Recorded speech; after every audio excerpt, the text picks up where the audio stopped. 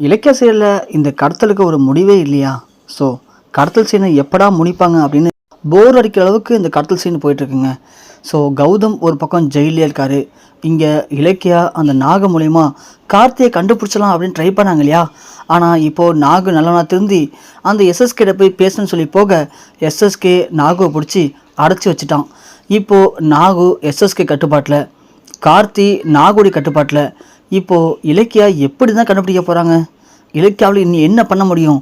இலக்கியா கார்த்தியை காப்பாற்றலை அப்படின்னா கோர்ட்டில் கார்த்தியை ஒப்படைக்கல அப்படின்னா கௌதம் தான் குற்றவாளி அப்படின்னு கௌதமுக்கு கோர்ட் தண்டனை கொடுத்துருவாங்க. அப்படி தண்டனை கொடுத்துட்டா அதுக்கப்புறம் கௌதமை காப்பாற்றவே முடியாது. இந்த நேரத்தில் இலக்கியா என்ன பண்ணி கௌதமை வெளியே கொண்டு வர போகிறாங்க அப்படிங்கிறது தான் எல்லாருடைய கேள்விக்குறியுமா இருக்குது. அதுக்காக நம்ம இலக்கியா எடுக்கிற மிகப்பெரிய மாஸ்டர் பிளான் அப்படிங்கிறது இந்த மார்வேஷம் தான். அதாவது நம்ம இலக்கியா விஜிலன்ஸ் மாதிரி மார்வேஷம் போட்டுக்கிட்டு அந்த வீட்டுக்குள்ளே போனால் கண்டிப்பாக நாகு அங்கே இருக்கானா அப்படிங்கிறத கண்டுபிடிச்சிடலாம்.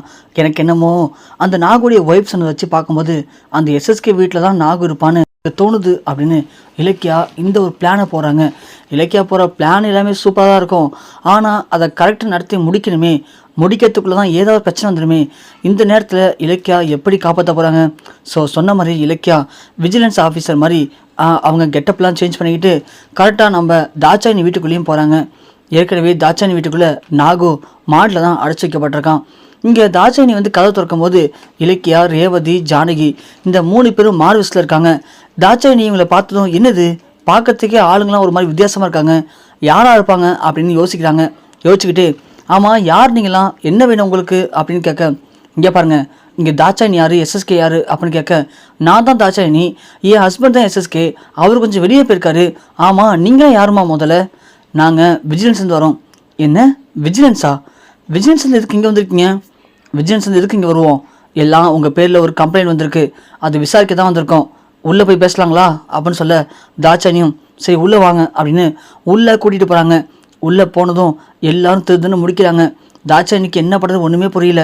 தாட்சாயினி ஒன்று, ஆமாம் மேடம் எங்குமே என்ன கம்ப்ளைண்ட் வந்திருக்கு, என்ன விசாரிக்க போகிறீங்க? நீங்கள் என்ன விசாரிக்க போகிறோமா? நீங்கள் என்ன பிஸ்னஸ் பண்ணுறீங்க அப்படின்னு இங்கே இலக்கிய கேட்க தாட்சாயினி சொல்கிறாங்க, உங்கள் பிஸ்னஸில் எல்லாமே இல்லீகலாக இருக்குது, நீங்கள் கணக்கில் இல்லாத பல கோடி ரூபா பணத்தை உங்கள் வீட்டில் பதுக்கியிருக்குதா எங்களுக்கு கம்ப்ளைண்ட் வந்திருக்கு, அதை விசாரிக்கிறதுக்கு தான் நாங்கள் வந்திருக்கோம் அப்படின்னு இலக்கியா ஒரு பிட்டை போடுறாங்க. தாட்சாயினிக்கு என்ன பண்ணுறது ஒன்றுமே புரியல. இல்லை மேடம் உங்களுக்கு யாரோ தப்பான இன்ஃபர்மேஷன் கொடுத்துருக்காங்க, நாங்கள் அப்படிலாம் பண்ணலை மேடம், நாங்கள் கரெக்டாக ஆடிட்டிங் வச்சு நாங்கள் இன்கம் டேக்ஸ் கட்டிட்டு தான் இருக்கோம், உங்களுக்கு தப்பான தகவல் யாரும் கொடுத்துருக்காங்க, எனக்கு தெரிஞ்சு எங்களை பிடிக்காத ஏதோ ஒரு பிஸ்னஸ் எதிரி தான் இப்படிலாம் பண்ணியிருப்பான்னு தோணுது மேடம் அப்படின்னு தாட்சாயினி எவ்வளோ சமாளிக்க ட்ரை பண்ணுறாங்க. ஆனால் இலக்கியா அது எதையுமே கேட்குறதா இல்லை. இங்கே பாருங்கள் நான் திரும்ப சொல்கிறேன், எங்களுக்கு கம்ப்ளைண்ட் வந்திருக்கு, வந்த கம்ப்ளைண்ட் உண்மையாக பொய்யாங்கிறத நாங்கள் தான் விசாரித்து முடிவு பண்ண முடியும். அதனால் நீங்கள் எங்களுக்கு ஒழுங்காக கோஆப்ரேட் பண்ணால் எந்த பிரச்சனையும் இருக்காது. நீங்கள் முரண்டு பிடிச்சிங்க அப்படின்னா நாங்கள் இன்னும் போலீஸ் பாட்டியை கூட்டு வந்து அப்புறம் உங்களை அரெஸ்ட் பண்ணுற மாதிரி இருக்கும். ஸோ எங்கள் வேலையை செய்ய விடாதனால உங்களை அரெஸ்ட் பண்ணி உங்களை ஸ்டேஷனுக்கு கொண்டு போய் வச்சு விசாரிக்கிற மாதிரி இருக்கும், எப்படி வசதி அப்படின்னு இலக்கியா கேட்க தாட்சாயினி ஒன்று, ஐயோ மேடம் என்ன மேடம் இப்படிலாம் பேசுகிறீங்க, அதெல்லாம் ஒன்றும் வேணாம் மேடம், நீங்கள் தாராளமாக செக் பண்ணிக்கோங்க, எங்கள் வீட்டில் நீங்கள் என்ன செக் பண்ணாலும் உங்களுக்கு ஒன்றுமே கிடைக்காது, வேணும்னா நான் எங்கள் ஆடிட்டிங்க்கும் எங்கள் லாயருக்கும் கால் பண்ணி வர சொல்கிறேன், நீங்கள் அவங்கள்ட்ட பேசுகிறீங்களா அப்படின்னு சொல்கிறதும் உடனே நம்ம இலக்கியா ரேவதியை பார்த்து, இன்ஸ்பெக்டர் என்ன நின்றுருக்கீங்க, போயிட்டு இந்த வீட்டில் இருக்கிற எல்லா ஃபோனையும் கைப்பற்றுங்க, நாங்கள் என்கொயரி பண்ணி முடிக்க வரைக்கும் நீங்கள் யாருக்கும் ஃபோன் பண்ணக்கூடாது, புரியுதுங்களா, இந்த சோஃபா உட்காருங்க வாங்க அப்படின்னு சொல்லவும் தாட்சாயினி ஒன்று, என்ன மேடம் இப்படிலாம் சொல்கிறீங்க, நாங்கள் தான் தப்பும் பண்ணவே இல்லையே, இங்கே பாருங்கள் நாங்கள் விசாரிக்க வந்திருக்கோம், எங்களுக்கு ஒழுங்காக கோஆப்ரேட் பண்ணணும்னு சொல்லியிருக்கேன், கோஆப்ரேட் பண்ணலன்னா அதுவே பெரிய குற்றம் தான், அதனால் நாங்கள் செக் பண்ணுற வரைக்கும் நீங்கள் இங்கேயே உட்காருங்க, இன்ஸ்பெக்டர் நீங்கள் அவங்க எங்கேயும் போகாமல் யார்ட்டையும் பேசாமல் பார்த்துக்கோங்க, மேடம் நீங்கள் கதவு மூடிட்டு வாங்க நான் போய் செக் பண்ணலாம் அப்படின்னு சொல்லிட்டு இலக்கிய ஜானகி 2 பேரும் போயிட்டு எல்லா ரூமையும் செக் பண்ணுற மாதிரி செக் பண்ணிட்டாங்க. இங்கே தாட்சாயினிக்கு ஒரே பயமாக இருக்குது, இந்த எஸ்எஸ்கே வரை எங்கே போய் தொலைஞ்சான்னு ஒன்றுமே தெரில, அந்தாலும் வந்தாலும் தான் சமாளிக்க முடியும், தனியாக இருந்தால் நம்ம என்ன பண்ண போகிறோம், மாடியில் போய் அந்த நாகுவை பார்த்துட்டு என்ன பண்ணுறது, அது மட்டும் இல்லை இவங்க சொல்கிற மாதிரி நம்ம வீட்டில் நிறைய இல்லீகலாக பணம் நகலாம் வச்சுருக்கோம் வேறு, அதெல்லாம் கைப்பற்றிட்டாங்கன்னா நம்ம பெரிய பிரச்சனை மாட்டிப்போமே, இப்போ என்ன பண்ணுறது அப்படின்னு தாட்சாயினி ஒரு பக்கம் பயந்துட்டு இருக்காங்க. இங்கே இலக்கியா கீழெலாம் தேடி பார்த்துட்டு மொட்டை மாடிக்கு போகிறாங்க. ஸோ மொட்டை மாடி போய் பார்க்குறாங்க, அங்கே யாருமே இல்லை. அப்போது இந்த வீட்டுக்குள்ளே கீழே ஒரு சில ரூம்லாம் பூட்டியிருக்கு, அந்த ரூமாக இருக்குமோ அப்படின்னு இலக்கியா பொறுமையாக பார்க்குறாங்க. ஒரு ரூமாக வரும்போது ஒரு ரூமில் மட்டும் ஏதோ சவுண்டு கேட்குது, இலக்கியா காது வாங்குறாங்க. இந்த ரூமில் சவுண்டு கேட்குது அப்படின்னு சொல்லிட்டு இந்த ரூமோட கீ எங்கே இருக்கும் அப்படின்னு தேடும்போது பக்கத்தில் ஒரு அலமாரியில் கீ இருக்கிறதா பார்க்குறாங்க இலக்கியா. உடனே இலக்கியா அந்த கீ எடுத்து அந்த டோர் திறக்காங்க. திறந்தா டோர் ஓப்பன் ஆகுது. உடனே இலக்கியா டோர் வந்து உள்ளே என்னவா இருக்கும் அப்படின்னு பார்க்கும்போது உள்ளே நம்ம நாகு கட்டி போட்டு கிடக்குறான். அதை பார்த்தோன்னே இலக்கியா செம ஷாக்காக வராங்க. நாகு அது அப்படின்னு சொல்லிட்டு பயந்து போயிட்டு உடனே இலக்கியா உள்ளே போய் நாகு எழுப்புறாங்க. நாகு கண்ணு முடிச்சிடறான். நாகு இலக்கியா மேடம் கத்துறதுக்கு ட்ரை பண்ணுறான். ஆனால் வாயில் துணி வச்சு கட்டியிருக்கு. இலக்கியா உடனே சத்தம் இல்லாமல் இருங்க, நான் அவளை காப்பாற்றுறேன் அப்படின்னு சொல்லிட்டு நாகு கட்டலாம் அவுத்துறாங்க. அவுத்துட்டதும் இலக்கியா மேடம் நான் அப்படின்னு சொல்லும்போது இங்கே பாருங்க நாகு, எனக்கு எல்லாமே தெரியும். நான் இப்போது மார்வெல்ஸில் தான் இங்கே வந்திருக்கேன், புரியுதா? அதனால் அதே மாதிரி நீங்களும் இங்கேருந்து எஸ்கேப் ஆகிடுங்க, இல்லைனா இங்கே பெரிய பிரச்சனை ஆகிடும்.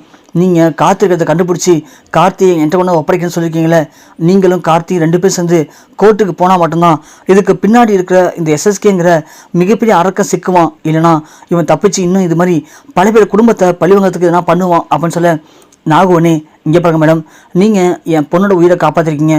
இன்றைக்கி திரும்ப வந்து ரிஸ்க் எடுத்து ஏன் உயிரை காப்பாற்றிருக்கீங்க. அப்படி இருக்கும்போது நான் உங்களுக்கு பெரிய அண்டுகடன் பட்டிருக்கேன் மேடம். கண்டிப்பாக நான் ஒரு உதவி பண்ணுறேன் மேடம், நீங்கள் எதுக்கும் பயப்பட தேவையில்லை அப்படின்னு சொல்லிட்டு நம்ம நாகு அங்கேருந்து பேக் வழியாக எஸ்கேப் ஆகிடுறான். இங்கே இலக்கியா வராங்க, ஜானகி வராங்க. ஓகே மேடம், நாங்கள் உங்கள் வீட்டை ஃபுல்லாக சர்ச் பண்ணிட்டோம். உங்கள் வீட்டை சொல்கிற அளவுக்கு எதுவுமே இல்லை.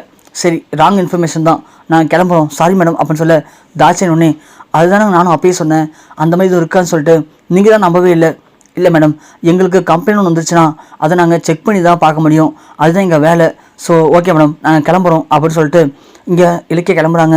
தாட்சன் ஒன்று இருங்களேன், ஒரு பூஸ்ட் சாப்பிட்டு போகலாம் அப்படின்னு சொல்ல இல்லை மேடம் டைம் ஆச்சு, நாங்கள் இதே மாதிரி இன்னும் நிறைய இடத்துக்கு போனது இருக்குது, நாங்கள் கிளம்புறோம் அப்படின்னு சொல்லிட்டு இவங்க 3 பேர் கிளம்பிடுவாங்க. அப்போ தான் எஸ்எஸ்கே கார் வந்து நிற்குது. எஸ்எஸ்கே வெளியே வராரு காரை விட்டு. என்ன தாட்சன் நீ வெளியே நிற்கிற, என்னாச்சு?